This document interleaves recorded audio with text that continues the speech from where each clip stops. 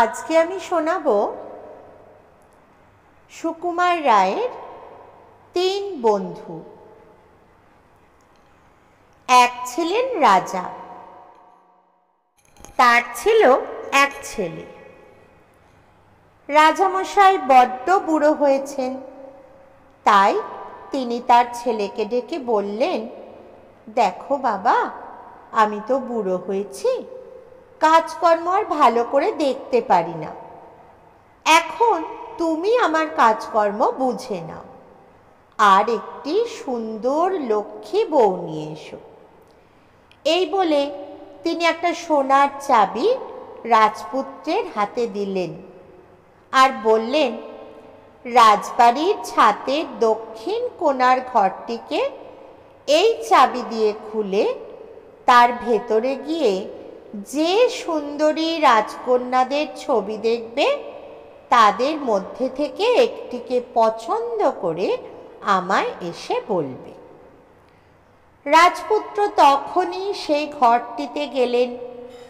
সেখানে গিয়ে তিনি একেবারে হাঁ করে রইলেন। ঘরটি গোল, আর তার ছাদ ঠিক আকাশের মতো নীল। তার উপর সোনা রূপোর তারা ঝলমল করছে। ঘরের চারিদিকে সোনা দিয়ে বাঁধানো 12টি জানালা। তার প্রত্যেকটির ওপর চমৎকার পোশাক পরা একটি সুন্দরী রাজকন্যার ছবি আঁকা। তাদের মধ্যে কে যে বেশি সুন্দরী, তাই সে আর কিছুতেই ঠিক করতে পারে না। এমন সময় সে দেখল যে একটি জানালা পর্দা দিয়ে ঢাকা। তাড়াতাড়ি সে পর্দা উঠিয়ে দেখে একটি অতি সুন্দরী রাজকন্যার ছবি। তার পোশাক কিন্তু একেবারে সাধাসিধে, আর মাথায় মুক্তোর মুকুট। বেচারির কিন্তু ভারী বিষণ্ণ চেহারা, যেন তার কত দুঃখ। সেই রাজকন্যাকেই রাজপুত্র পছন্দ করল, আর দেখতে দেখতে অন্য সব ছবি কোথায় যেন মিলিয়ে গেল। রাজপুত্র বড়ই আশ্চর্য হয়ে তখনই তার বাবাকে সব কথা জানালো। রাজামশাই তো সব শুনে মাথায় একেবারে হাত দিয়ে বসে পড়লেন। সর্বনাশ! এই রাজকন্যাকে যে দুষ্ট জাদুকর লোহার বাড়িতে আটক করে রেখেছে। যে একে ছাড়াতে যায় সে যে আর ফেরে না। তোমার কপালে অনেক দুঃখ আছে, তা আমি দেখতেই পাচ্ছি, কিন্তু এখন তো আর কোনো উপায় নেই। পছন্দ যখন করেছ, তখন সেই রাজকন্যার খোঁজে যাও। তখনই রাজপুত্র একটা খুব তেজি ঘোড়া নিয়ে রওনা হয়ে পড়ল। অনেক দূর গিয়াছে, এমন সময় শুনতে পেল কে যেন বলছে, আরে থামো না, থামো না। রাজপুত্র অমনি পেছন ফিরে দেখল যে ইয়া লম্বা একটা লোক তাকে বলছে, ওহে, আমাকে তোমার সঙ্গে নাও, দেখবে তোমার কত কাজ করে দিতে পারি আমি। রাজপুত্র বলল, তোমার নাম কি, আর তুমি কি বা করতে পারো? সে বলল, আমার নাম ঠ্যাঙারাম, আমি যত ইচ্ছা লম্বা হতে পারি। ওই দেখো, ওই যে তাল গাছের আগায় বাবুই পাখির বাসা দেখছ, ওটিকে আমি এখনই পেরে আনতে পারি। তাতে আমার গাছে চড়বার দরকারই হবে না। এই বলে সে দেখতে দেখতে তাল গাছের মতো লম্বা হয়ে গেল, আর পাখির বাসাটি পেরে নিয়েই চট করে আবার মেটে হয়ে গেল। রাজপুত্র বলল, তা তো দেখলাম, কিন্তু ওতে আমার কি সাহায্য হবে?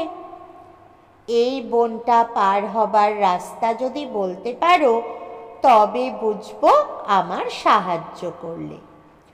ঠ্যাঙারাম আবার লম্বা হতে লাগলো, আর দেখতে দেখতে তাল গাছ ছাড়িয়ে কোথায় যেন তার মাথা উঠল। তারপর চারিদিকে তাকিয়ে দেখে বলল, ওই যে রাস্তা দেখা যাচ্ছে। তারপর সে আবার বেঁটে হয়ে ঘোড়ার লাগাম ধরে পথ দেখিয়ে চলতে লাগলো। খানিক দূর গিয়ে বলল, ওই যে আমার বন্ধু যাচ্ছে, দাঁড়াও ওকে ধরে নিয়ে আসি। বলেই সে চট করে আকাশের মতো লম্বা হয়ে গেল আর লম্বা 2 পা ফেলে তার বন্ধুর কাছে গিয়ে উপস্থিত হলো।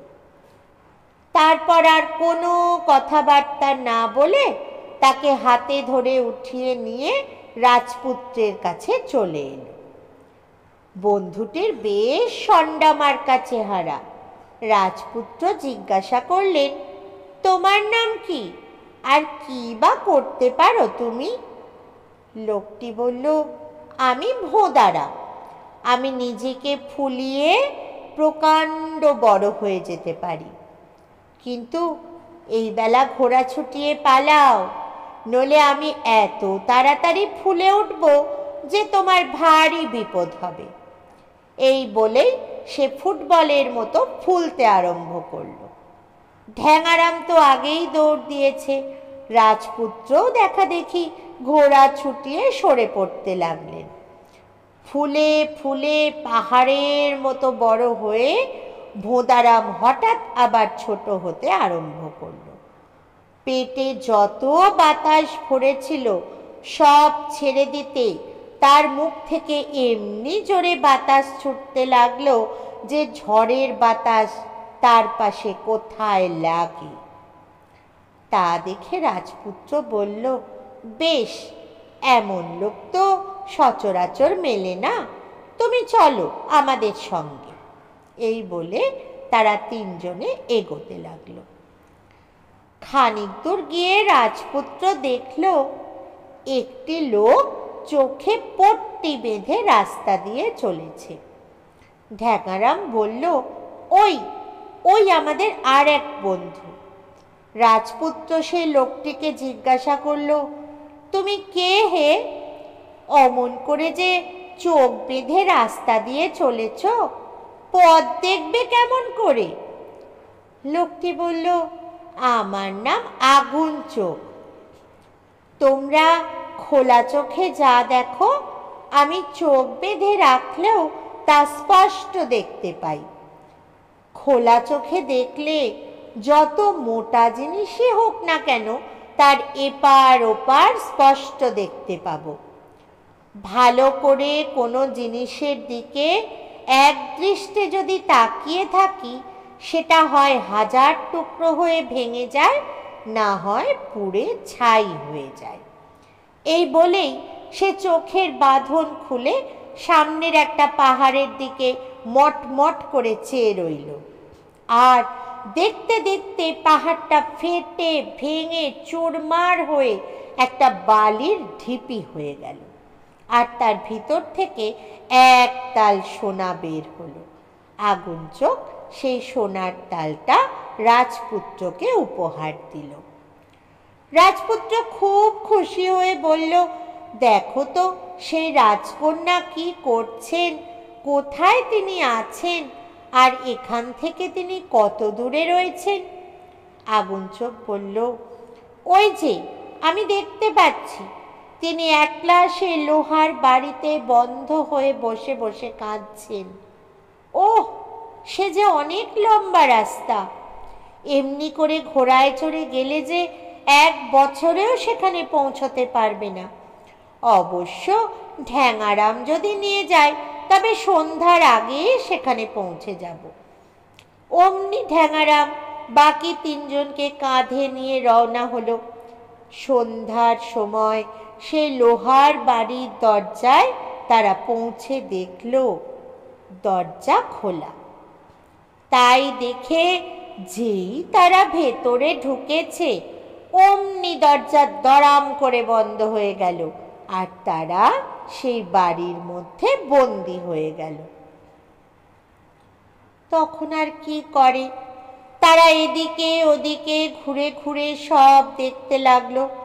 চারিদিকে অনেক লোকজন, তাদের খুব জমকালো পোশাক, কিন্তু কেউ নড়ে না, চড়ে না, সব যেন পাথর হয়ে রয়েছে।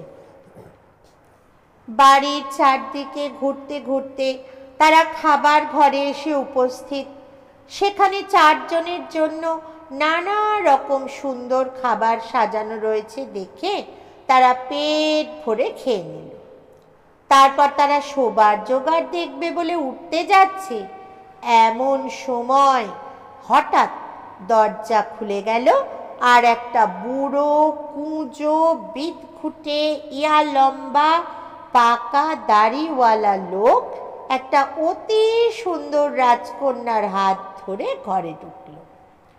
রাজপুত্রকে দেখেই বুড়ো লোকটা বলল, বাপু হে, আমি সব জানি, রাজকন্যাকে তো নিতে চাচ্ছ, কিন্তু 3টি রাত যদি তাকে রক্ষা করতে পারো, তার আগে যদি সে হারিয়ে না যায়, তবেই তাকে পাবে, নইলে এই এতগুলি লোকের মতো তুমিও পাথর হয়ে যাবে। এই বলে সে রাজকন্যাকে একটা চৌকিতে বসিয়ে দিয়ে চলে গেল। রাজপুত্র তো মেয়েটিকে দেখে বড়ই খুশি। সে তাকে কত কথা জিজ্ঞাসা করে, কিন্তু মেয়েটি কিছুই বলে না, হাসেও না। তারপর যখন রাত বেশি হয়ে এলো, তখন ঢ্যাঙারাম লম্বা হয়ে ঘরের চারিদিকে ঘিরে রইল। ভোদারাম ইয়া মোটা হয়ে ফুলে তার পেট দিয়ে দরজার ছেঁদা বন্ধ করে রইল, যাতে একটি ইঁদুরও না ঢুকতে পারে বা পালাতে পারে। আর আগুন চোখ চারিদিকে খুব হুঁশিয়ার হয়ে তদবির করতে লাগলো। কিন্তু সকলেই বড় ক্লান্ত হয়েছিল, তাই কিছুক্ষণ পরে সকলেই খুব নাক ডাকিয়ে ঘুমোতে লাগলো। ভোরের বেলা রাজপুত্রের আগে ঘুম ভেঙে গেল, আর সে দেখল যে রাজকন্যা ঘরে নেই। তখন যে তার দুঃখটা হলো, সে তাড়াতাড়ি আর 3 জনকে জাগিয়ে দিল, আর তখন কি করতে হবে জিজ্ঞাসা করল। আগুন চোখ বলল, ভয় কিসের, ওই তো আমি তাকে দেখতে পাচ্ছি। এখান থেকে 100 মাইল দূরে একটা বন আছে, সেই বনে একটা আম গাছ আছে, তাতে একটি আম ফলেছে, তারই আঁটিটি হচ্ছে সেই রাজকন্যা। ঢ্যাঙারাম আমাকে কাঁধে নিয়ে চলুক, আমরা এখনই তাকে নিয়ে আসছি।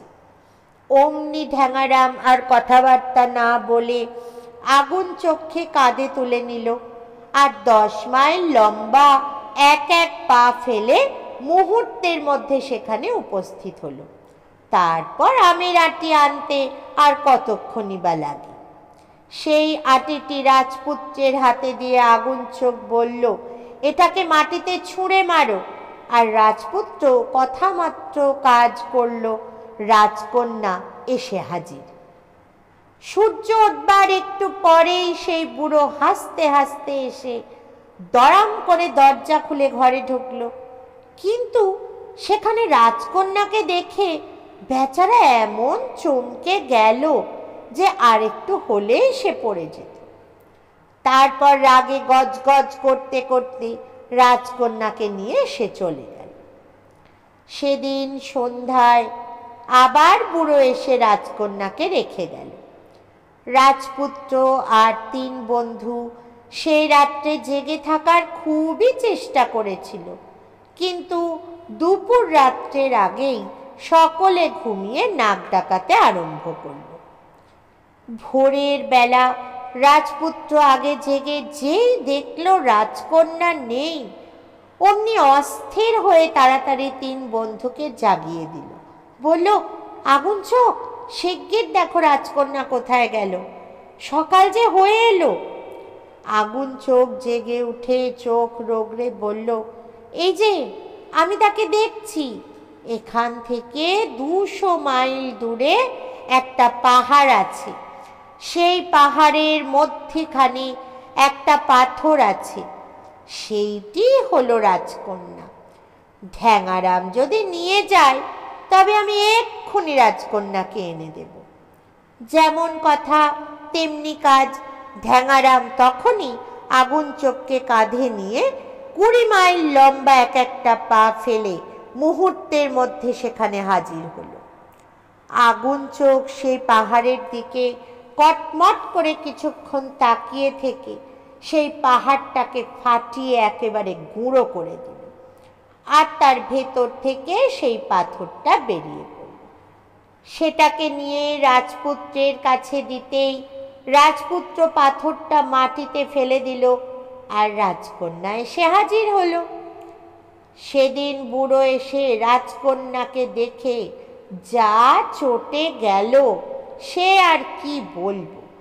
2 হাতে মাথার চুল ছিঁড়তে ছিঁড়তে সে বলল, আজ রাত্রে দেখব তোর বেশি ক্ষমতা না আমার বেশি ক্ষমতা। হয় তুই মরবি না হয় আমি মরব। সে রাত্রেও রাজপুত্র আর 3 বন্ধু রাজকন্যাকে পাহারা দিতে লাগলো, কিন্তু সেদিনও দুপুর রাতের আগে সকলে ঘুমিয়ে পড়ল, আর রাজকন্যাও কোথায় জানি হারিয়ে গেল। ভোরের বেলা রাজপুত্র জেগে দেখলেন একইভাবে রাজকন্যা নেই। অমনি সে আগুন চোখকে ঠেলা দিয়ে জাগিয়ে বলল, শিগগির শিগগির দেখো তো রাজকন্যা কোথায় গেল। আগুন চোখ কিছুক্ষণ চারিদিকে তাকিয়ে তারপর বলল, এবার তাকে দেখছি। ওই যে 300 মাইল দূরে কালো জলের সাগর আছে, তার মাঝখানে জলের তলায় একটা শামুক আছে। সেই শামুকের মধ্যে আছে একটা আংটি, সেটাই রাজকন্যা। এখনো চেষ্টা করলে আমি আর ভোঁদারাম ঢ্যাঙারামের ঘাড়ে চড়ে সেখানে গিয়ে রাজকন্যাকে উদ্ধার করে আনতে পারি। এই কথা বলা মাত্র ঢ্যাঙারাম আগুন চোখ আর ভোঁদারামকে কাঁধে নিয়ে 30 মাইল লম্বা এক এক পা ফেলে মুহূর্তের মধ্যে সেখানে গিয়ে হাজির হলো।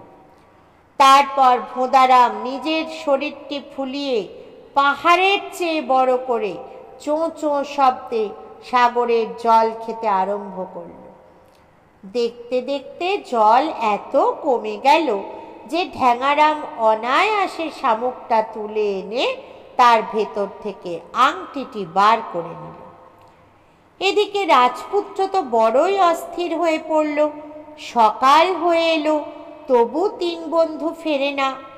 এমন সময় সেই বুড়ো হাসতে হাসতে দরজা খুলে ঘরে ঢুকল, কিন্তু কোনো কথা বলার আগেই ঠন করে জানলার কাঁচ ভেঙে সেই আংটিটা এসে ঘরে পড়ল, আর রাজকন্যা উঠে দাঁড়ালো।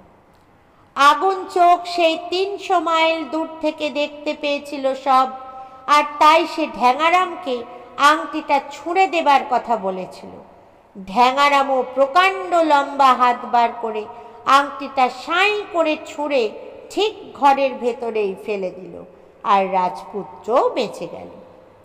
বুড়ো বেচারার যা তখন দুরবস্থা, তার চোখ কপালে উঠে গেছে, দাঁতে দাঁত লেগে গেছে, আর সে থরথর করে কাঁপছে। কিছুক্ষণ পর সে ধোঁয়া হয়ে গেল, আর একটা দাঁড় কাক সেই ধোঁয়া থেকে বেরিয়ে কা কা করতে করতে উড়ে চলে গেল। সে বাড়ির যত লোকজন পাথর হয়ে গেছিল তারাও তখন বেঁচে উঠে রাজপুত্রের কাছে এসে হাত জোর করে দাঁড়ালো। তারপর সকলকে নিয়ে রাজপুত্র খুব ধুমধাম করে বাড়ি ফিরে এলো। সেখানে বুড়ো রাজার আর দেশ শুদ্ধ লোকের কি যে আনন্দ হলো সে আর কি বলবো। 3 বন্ধু কিন্তু রাজপুত্রের দেশে ফিরল না, তারা সেই জঙ্গলেই ফিরে গেল। রাজপুত্র কত সাধাসাধি করল, কিন্তু তারা কিছুতেই রাজি হলো না।